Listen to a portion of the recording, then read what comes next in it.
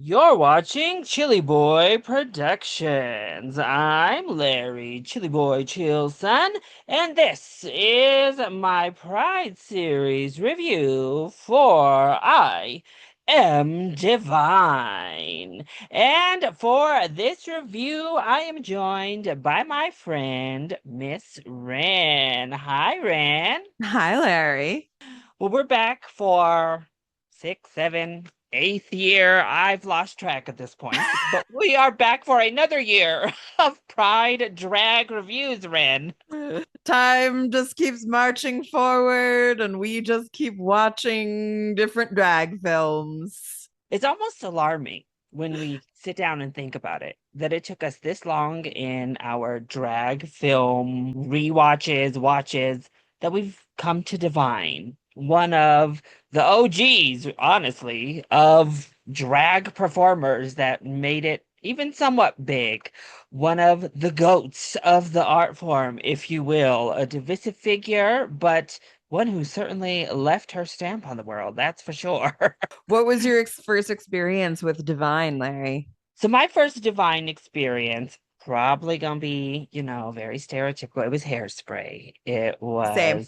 was obviously as a child, I was not like watching Pink Flamingo. Yeah. Hairspray came out after we were born, so I think that's part of it too.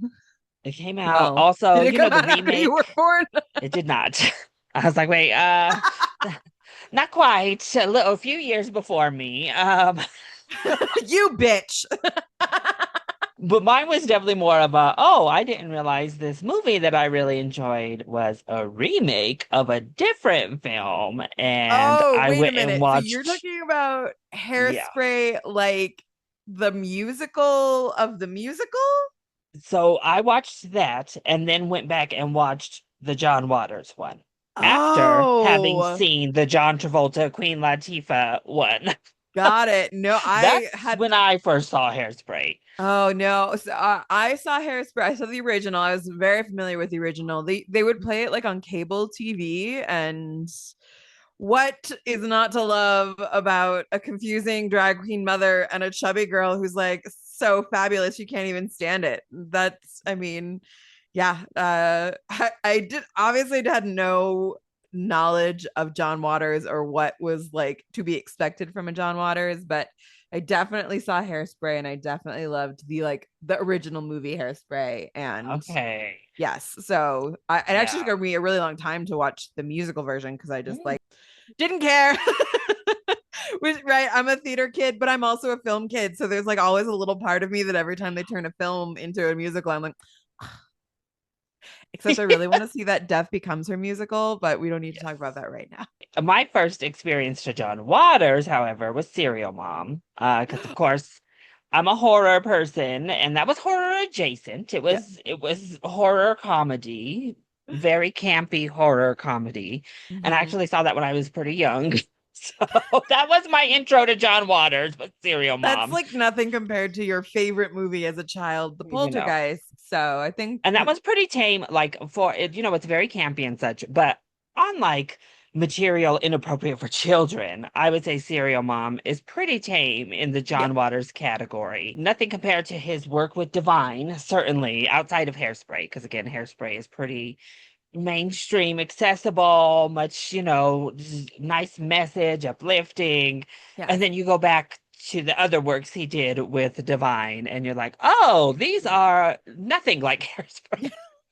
This is what we learned in our documentary is that Hairspray was like the crossover event. That was like the first time that Divine really got some like mainstream recognition and success, whereas they were a cult icon. And there was like a quote in the movie where he said something along the lines of, okay, yeah, I have cult status, but you can't make any money on cult status, which gotta love. Well, yes, today we are here to discuss the specific film I Am Divine, which is a 2013 documentary directed by Jeffrey Schwartz, which obviously chronicles the life of the famous, the infamous drag queen herself, Divine from her very childhood all the way through to her untimely death, right as she was making that turn into the mainstream. So we've talked about our introductions with Divine. You had seen this documentary prior to this review, correct? Yes, well, because if there's some sort of like drag media out there for me to watch, I'll probably turn it on. Actually, I think my mom might have put it on. There's always that possibility. She was also Okay, around. She put on Paris Mom. is Burning. Yeah, my mom, Okay, Mom. She's educating her children literally. I love it. she's a boomer, so she had a lot more knowledge of Divine, just like through the culture. You should have seen her face when I came out of the bathroom and I said, "Do I look like Divine, Mom?" She just choked on the pizza she was eating. So, yes. My mom was just telling me today about how when I was a kid and I didn't know this, my dad had two grinders. One of them was for the spices in the house, and one was for his weed. So I had cool parents, whether I knew it at the time. I, I So my had mind cool immediately parents. went to the app, and I was like, "Oh, Ren, this is something I did not know about your father up until this I know, moment." like a literal, like we were talking about, like a bean grinder for a coffee, and yes, yeah, Yeah, with an E, with an E. grinder with an E. Yes, Not, yes. No, not the my kind of grinder I my parents are associate when very we're talking about straight as far as Divine. I know. I was like, "Oh, okay, Ren. I didn't know your dad was like floating around I feel in like you would full have that sex." information if that was And the case. well, we start off learning mostly about little Harris Glenn Milstead. That is Divine's birth name. And getting the backstory of this young man growing up, being a chubby kid on top of being an effeminate kid. And that usually spells bullying and not the best time in your youth, if you will. I was particularly gooped to learn that he had like this very long-term girlfriend. So this was my first time watching this film. I had not seen it before we did this. And I was like, "Oh, okay." And she actually seemed quite lovely because she participated in I this but I did love the documentary.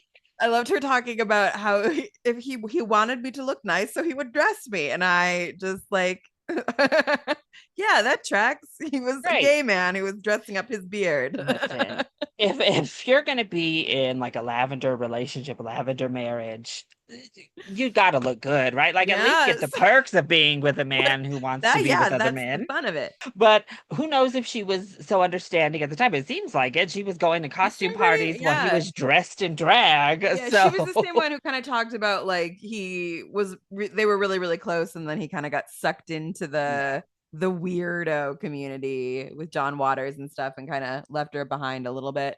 But yes, we learned that he meets John Waters when they're both in their like later teen years. And I did love that anecdote of John Waters being like, I think he was just like being this preppy kid trying to pass. There was no passing. Like there Mhm. was no hiding that person. I loved seeing basically their little partnership grow from the Mhm. beginning.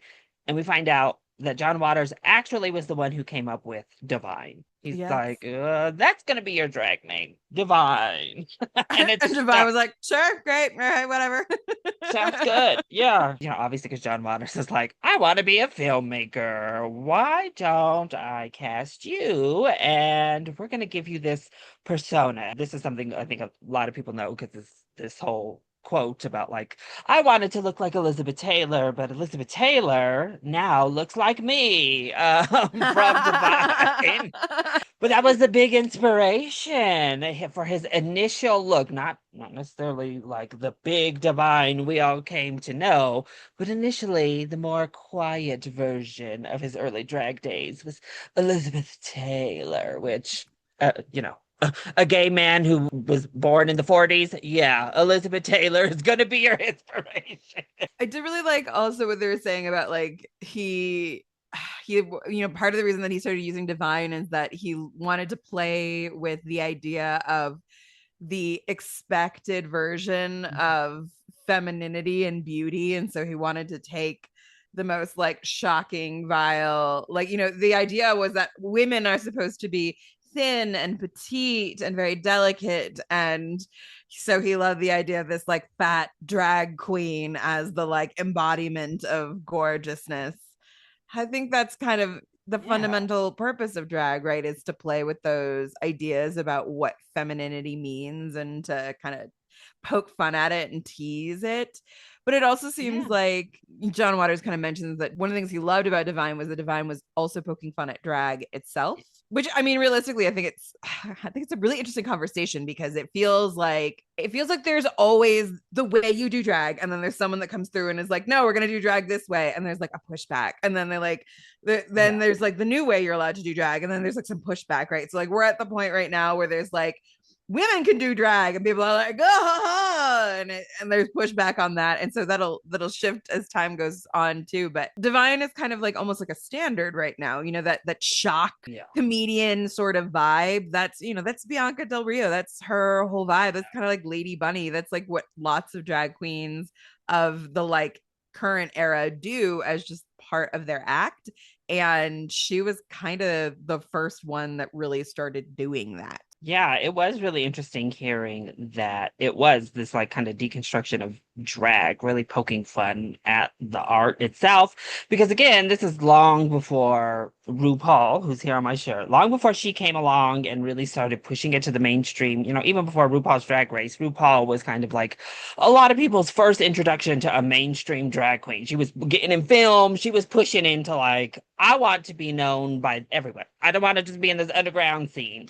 And so this is way before that. And drag was just this underground kind of seedy thing. Somebody gives an interesting monologue about how like the queer community like revels drag queens and puts them on this pedestal, but also it's kind of like makes fun of them. There's still a joke to the rest of the queer community, drag Yeah. queens at this time. So it was really interesting to see how that's how it started. And you can kind of see that in the makeup evolution. Now we do learn also his very distinct look is put on by a makeup artist. It's a different makeup artist who kind of gives that divine stamp that becomes so famous.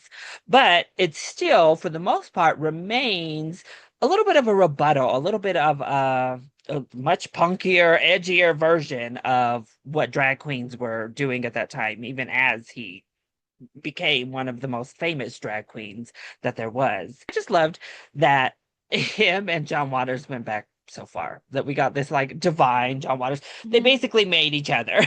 Yeah. It's interesting to think about the fact that like John Waters was not ubiquitous, Divine was. Divine was the one who became really famous. For me, because I was born in the late 80s, I only ever really had heard of John Waters so much.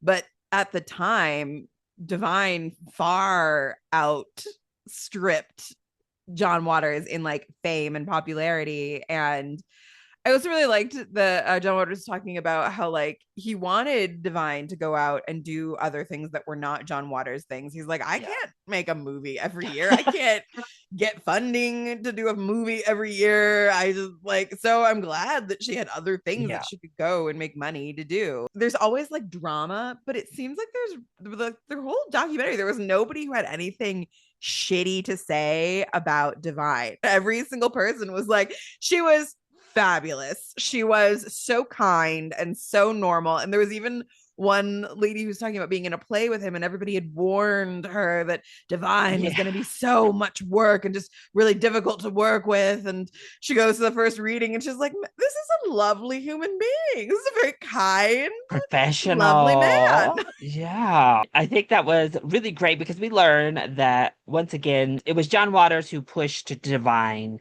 to get this hard edge persona. He says he could see the rage underneath that he wanted to pull out some of these films like Pink Flamingos. And really tapped into that to give her this really biting edge that became so synonymous with her persona, which obviously anybody who's worked on a TV show, anybody who's played a famous character knows, yes, it's great. It helps you build your career, but then that's you.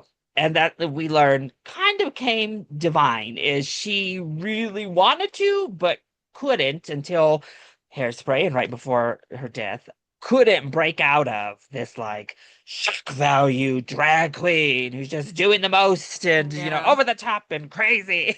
Yeah. It And then is. also obviously followed her into her actual life of people thinking that way and then Yeah. her being like, no, I'm not, that's a character.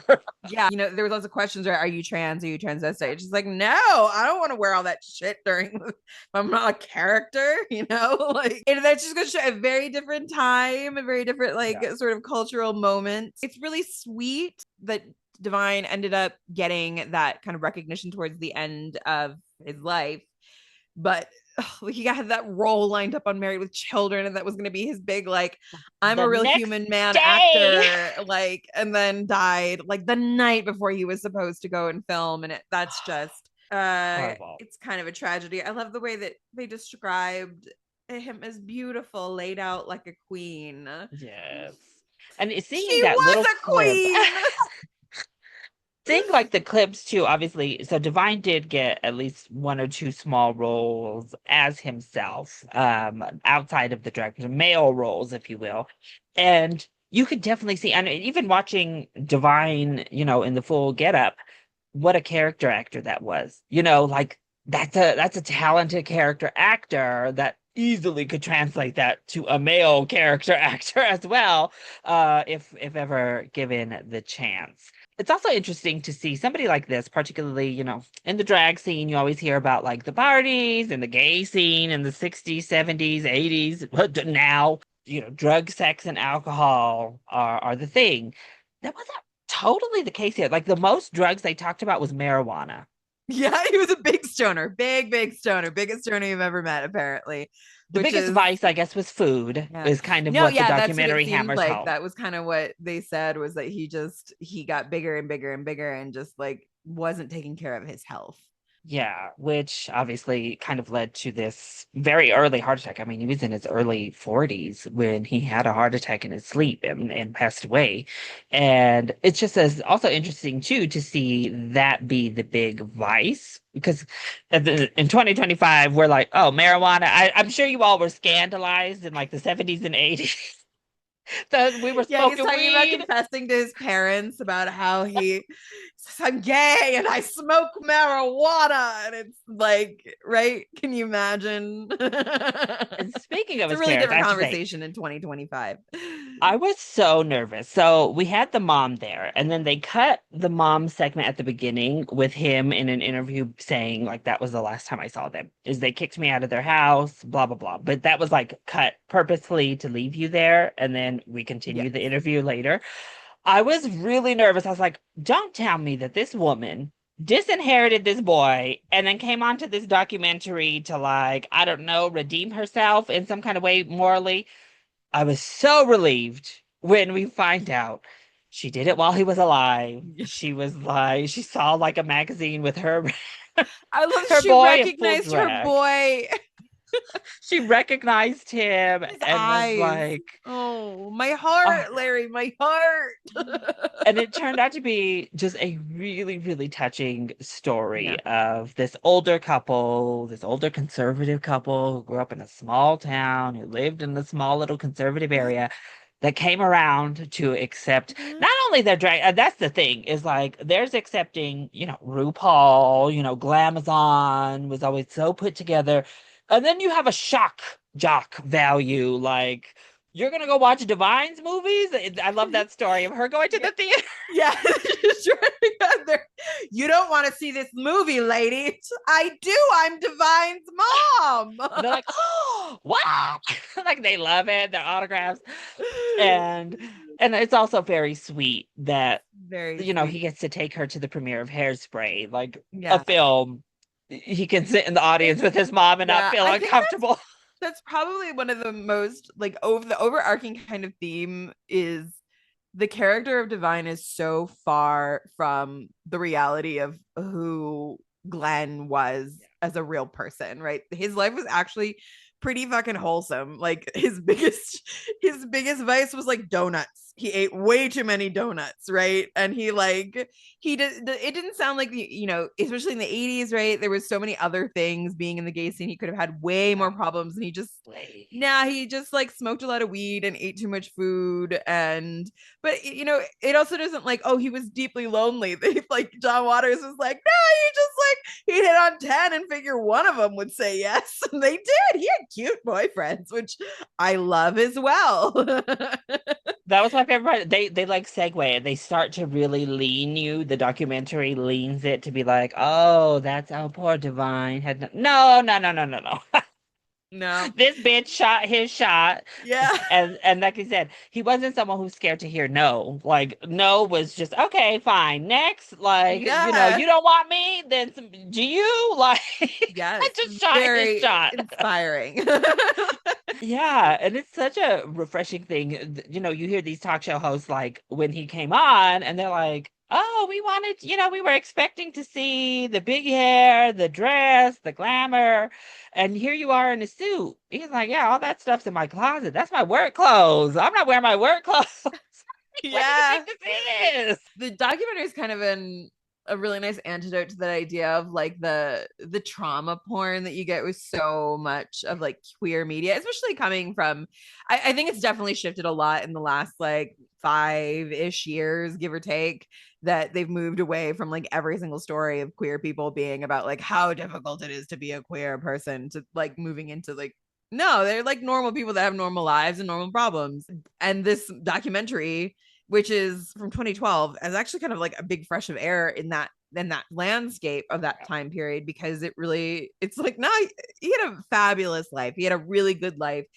His biggest struggle was that he was pigeonholed, and like, what celebrity isn't pigeonholed, right? Like that is a really common sort of storyline for even the most beautiful, gorgeous, successful, unaddicted to anything sort of actors, is that it's just like a standard thing that happens to people that get into any sort of a career in the public eye, is that people get a perception of you, and then that's the only thing that you're allowed to do. And It's the fight of an realistically, actor. he even like managed to overcome that in a lot of ways, that they managed to like find ways to make him more interesting, more complex characters for him to play.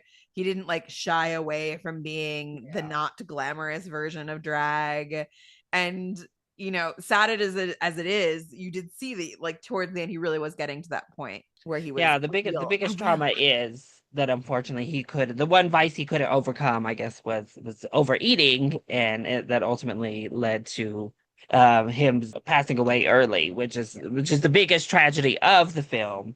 But I think if he's looking down, or they could come back and see Divine lasting. Here we are in 2025. We're still getting Divine merch. Still a ubiquitous name, at least for sure in the queer community. But I would say even further outside of that, Divine is still a known figure. He was the inspiration for one of Disney's most iconic villains to my come right favorite. after My his makeup is passing. almost exactly the same for Ursula. I even Yes. almost did my hair up in the Ursula like Yeah. hairstyle. It was like, no. No, it's a little much. It's too much. We're gonna, Too much. It's you too know. much. I'm Divine, not Ursula. Divine, not Ursula. Yeah, just this cultural Yeah. impact that Divine left. I love, one of the quotes at the end is like, that's Divine. Nobody else can ever have it. She earned it. That's it. It's Yeah. hers forever. So I think in that sense, he accomplished maybe even more than he thought he did at the time, with this cult following that he had would I remain mean, forever.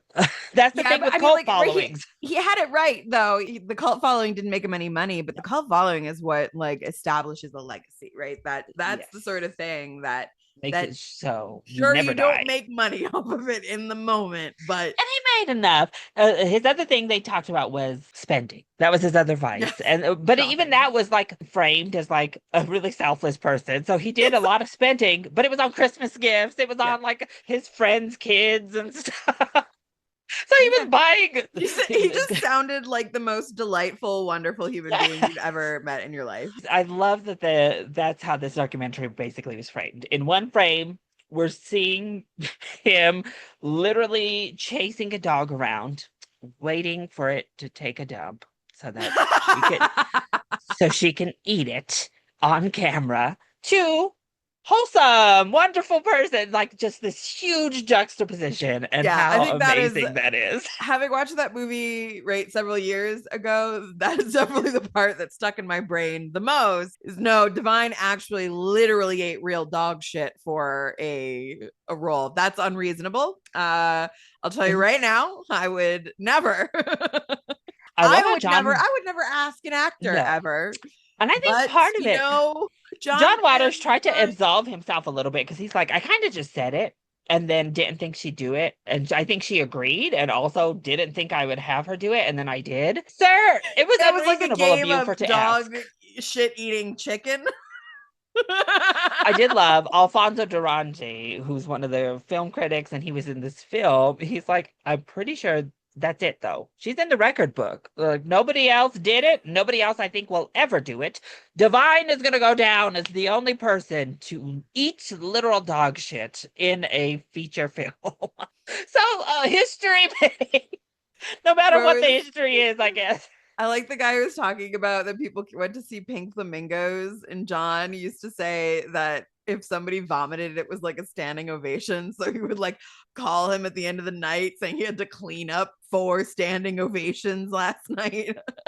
Did love that this became like obviously these John Waters films. They were, roughly around the same time, a little bit predating even like Rocky Horror Picture Show as Mhm. these mega midnight classics. Everyone's like, she was a superstar at midnight, like Yes. they wouldn't dare play this shit in the regular movie, the cinema. No, no, no. But once they were doing those midnight programmings, Divine was Yeah. the star. And I feel like they used the word punk a lot to describe her, Yeah. right? Which I Well, think even is just the also look.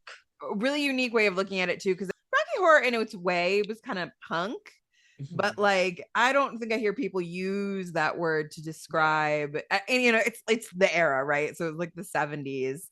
So Yeah. like punk was the thing that was that was the best way to kind of describe it. And I think she really was, right? They were, it really leaned more into that like shock value, that like pushing the boundaries. Plus she was a I would say it's musician. the shit she was saying and eating on camera. I mean, that's the literal definition of punk. Like punk as an aesthetic and as a cute thing, is one thing.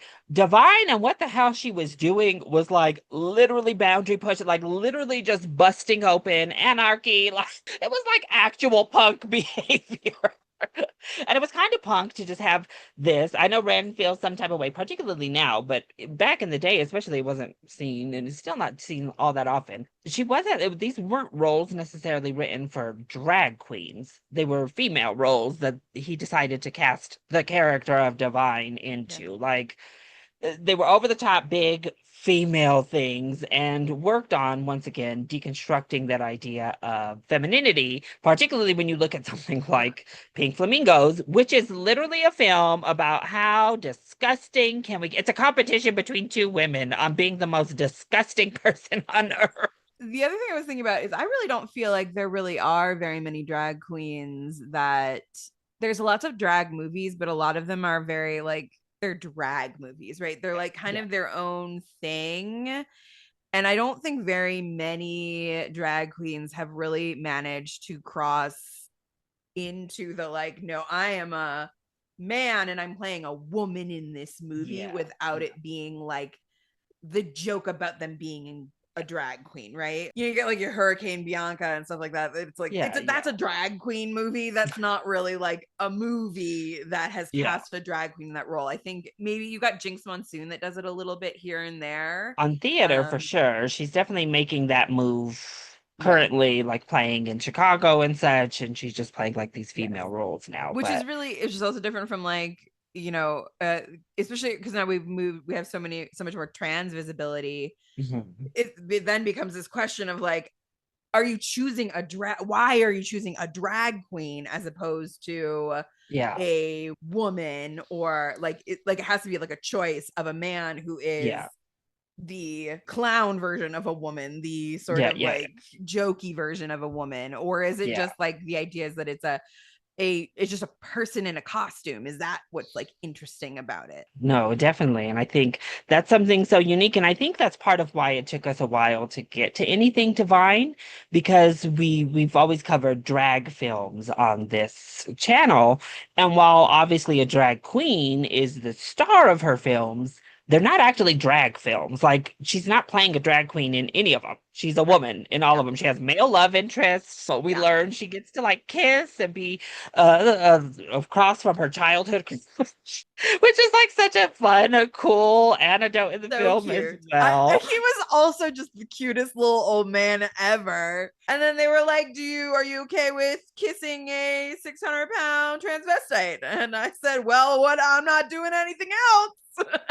Sure. And then he brought her back for like another film that he was working on. I was like, Yeah. Divine, that's who to do. And we get like Lainey With Kazan being in and that that was the movie. film, and that was the one that he did with the mom from My Big Fat Greek Wedding. Yeah, Lainey Kazan. Yeah. So good. And I was like, what a match made in heaven. Like having Divine and Lainey Kazan play opposite each other, so perfect. Yes. I love hearing Ricky Lake being like, I think at first he definitely didn't like me because he wanted my role, but we grew to be family by the end of Yes.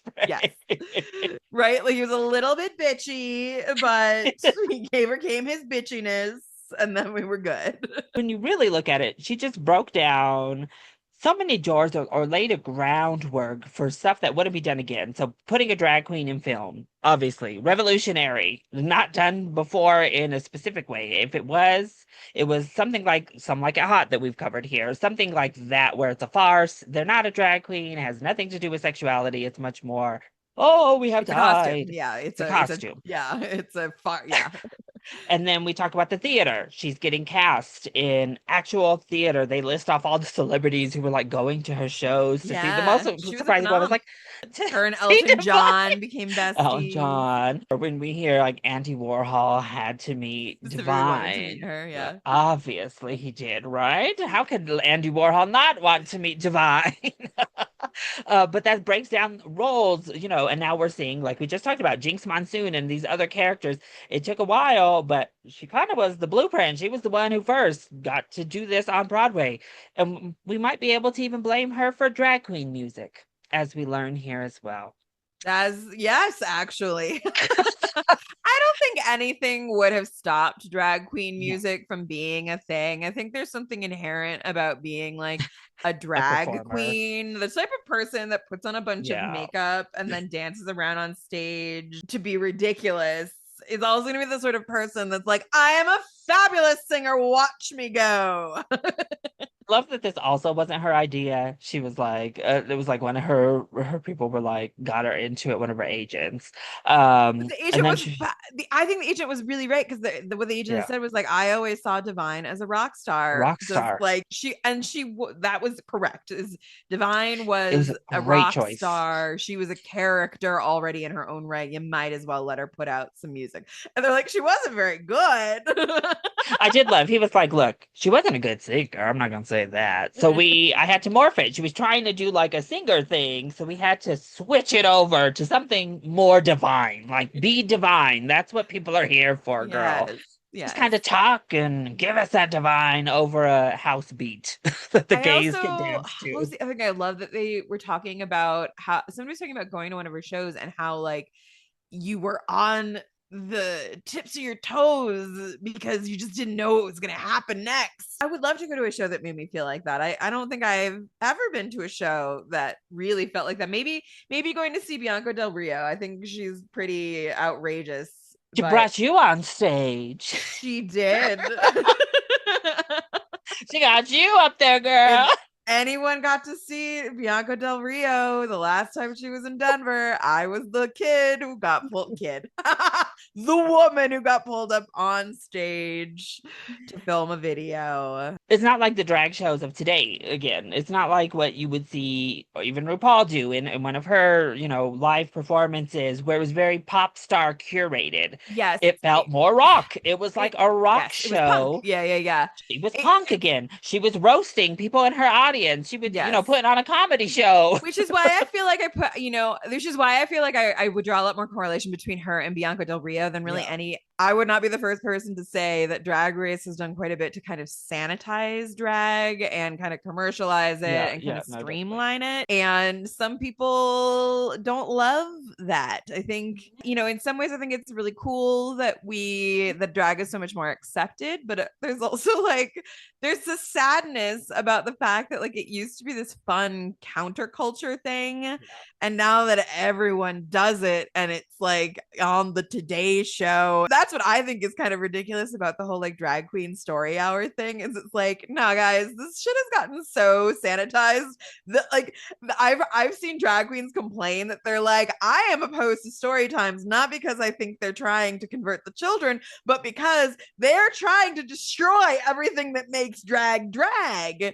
And they And even said that one of the women in this said it, right? Or somebody in this film even said, like, back then we had to hide. This shit was like illegal. We were yeah. going to clubs. It wasn't, we were having to literally hide. She was like, but it was kind of more fun that way. Like there was this Yeah. edge to being queer in Yeah. general. And obviously I would not say being queer was more fun when you had to literally hide who you were and you could be literally But it is prosecuted, a little killed. sexy.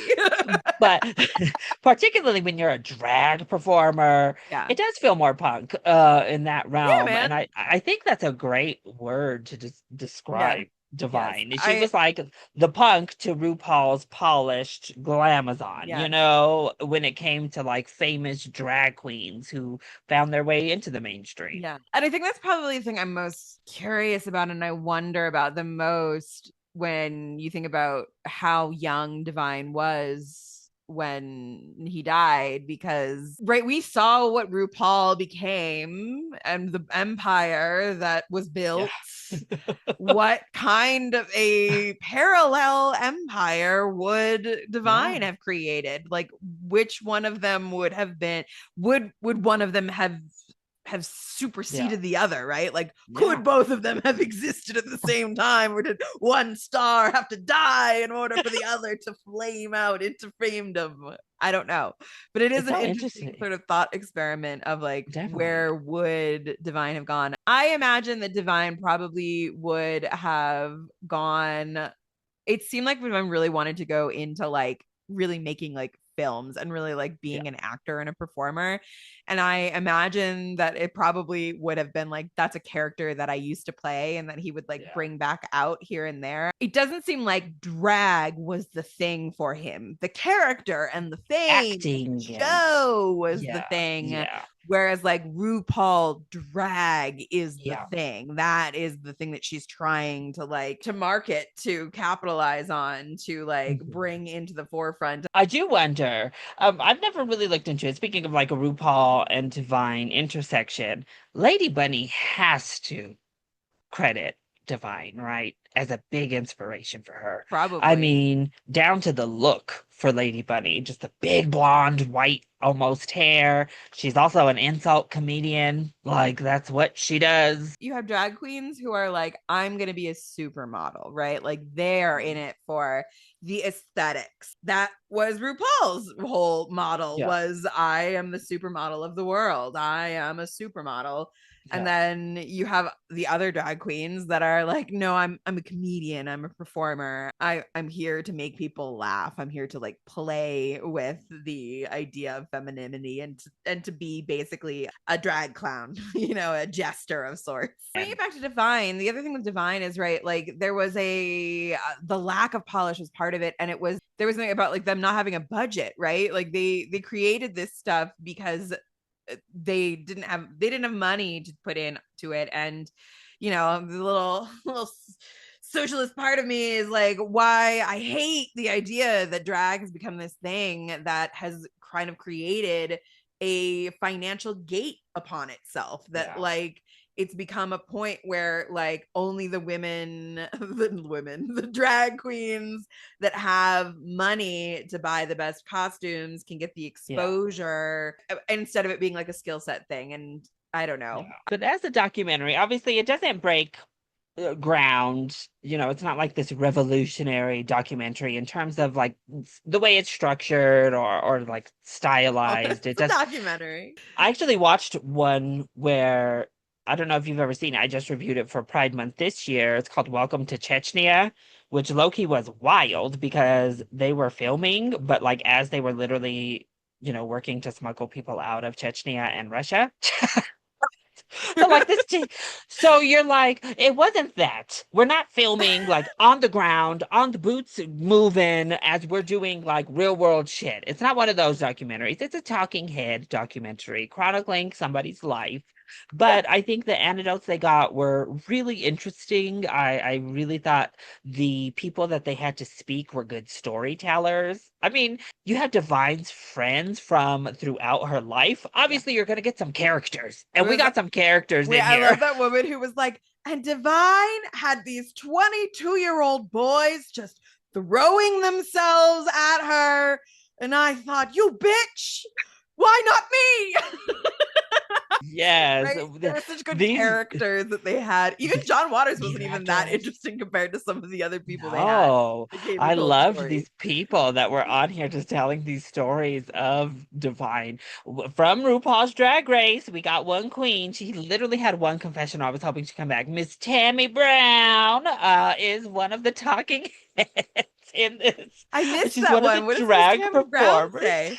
Not much. Tammy Brown literally has like one random confession. I was like, oh, that's Tammy Brown. And then we don't see her again the whole time. We have drag performers, we have fellow actors, we have theater actors, old girlfriends, as well as Divine's mother, who we find out at the end must have passed away shortly before the release of this film. I'm very happy that she was able to participate in this documentary before her passing because And it is then definitely she one of the touching parts of the whole Yeah, film. and then she and little Glenn got to sit down and watch it together. Yes. I guess one final thing. Do you find it disappointing they didn't cast an actual drag queen for the mother role in the John Travolta Hairspray? Oh, that they cast John Travolta Yeah, they instead. just cast like a man still doing it, but they didn't, try to find a drag queen to I do don't it. know. I'd have to be upset that they didn't cast drag queens into Wong Fu or in Priscilla Queen I, of the I mean, that Desert. is very true. That is I very think, true. no, I think that was a different time. I think now it would be silly. There's so many fucking drag queens. Like, throw a fucking stone and you get peg a drag queen in their No, there's wig. no in 2025, literally, this show has given you like a 200 of them to pick from. Please just pick one of them. Like, what in the Yeah, world? now I think it would be silly. I'm not upset about it now. And I also think it's fun, right? Like John Travolta is his own kind of weirdness. So I kind of love that he made a weird, hard right turn into being a drag queen for Look. the musical version. And it's really fun because in some ways that helped resave his career was that movie Hairspray because he I was think it like made him way more relatable after the Battlefield weirdness Earth of had Scientology really sunk and him. Like he had really sunk to a low right before he did Hairspray. All right. Well, if you're like me, somebody who obviously knew Divine, I know the Divine image, and had seen a couple of her films, but in honesty, I didn't know much about Divine. I had no idea she had an entire music career or I she had a stage career. I didn't know any of these Yeah, things. I knew of her. I knew of her culturally. I did not Oh. know all that other shit she did. Yeah, I think this is a great documentary that does a good job of covering Divine's entire life, not really feeling like you're missing out on much, but also not feeling like they're like dragging it on. It's barely like an hour and a half long. It feels like a perfectly timed film Oh, the editing, so good. that gives you really fun anecdotes from people who knew Divine, professional colleagues, personal colleagues. They give a nice through line because I think that's also important for documentaries is to give us like an emotional through line for this person that you can get invested in. I think they do a good job of that in multiple aspects, including with her parents as well as just her career aspirations. Yeah. And it's also really great to just see somebody just be a good person. And if you're looking for something to feel prideful about here in the month of Pride, this is the kind of thing. It makes you be like, wow, Yeah. look what this fucking person did. Look at what this gay man drag queen did without us needing to focus on a bunch of all the miserable shit that they went through as well. No, Yeah. this is a uplifting, positive way to celebrate your June Pride Month. Yeah, learn more about one of the defining figures in queer culture. They're not teaching you any type of history anymore in the schools. Nevertheless, queer history, like they ever taught that to begin with. So you got to teach yourself. And I think this documentary is a great little educational experience for Divine and understanding where we've come, how we got to be so spoiled to have 50 million seasons of RuPaul's Drag Race in And 2025. counting. And it's not stopping anytime soon. Check it out. I watched it. It's for free on several streaming platforms, including Roku. So if you have the Roku app, it is currently streaming there for free, or you can rent it, such as Ren did. So there are plenty of options across the internet to check out Divine before Pride Month ends. So, Ren, thank you so much for joining me for this Pride review for I Am Divine. Please let people know where they can find you. You can find me on my theater company's page, Audacious Immersive, or you can pester me on my own personal page, RaineyPoo13 on Instagram. Perfect. And if you enjoyed our review, make sure to hit that like button down below and subscribe to the channel so that you are always up to date on all of my latest videos. And make sure to leave your comments down below. Have you checked out this documentary? Did you learn some stuff about Divine? And go ahead and throw in, what is your favorite film starring Divine? Let us know all of those things either in the comment section or you can hit both of us up on those social medias. I love you all so much for your continued support. Mwah. Thank you for watching, and we'll see you next time. Bye.